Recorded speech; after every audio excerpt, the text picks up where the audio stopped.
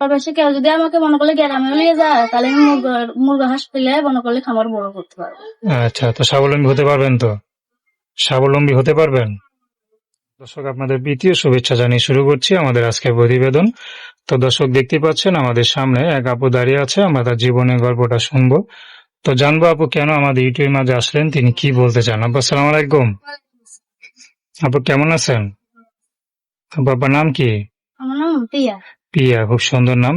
তো কে কে থাকে পরিবারে, কে কে আছে? মা আছে, একটা ছোট বোন আছে ভাই। আচ্ছা, বিয়ে শাদী হয়েছেন আপনার?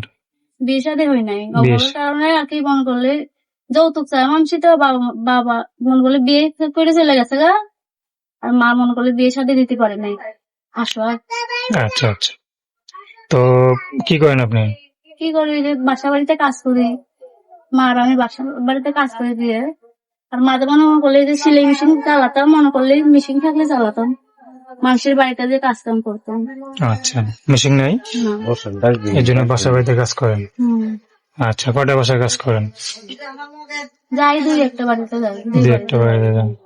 তো এই কষ্টের জীবনগুলা মানে কেমন লাগে আপনার কাছে? ভালো লাগে? ভালো লাগে না ভাই। খারাপ লাগে? হ্যাঁ, অনেক খারাপ লাগে। তো এই মার কাছে থাকা কষ্ট না করে তো বিয়ে শাদী করে ঘর সংসার করতে পারেন।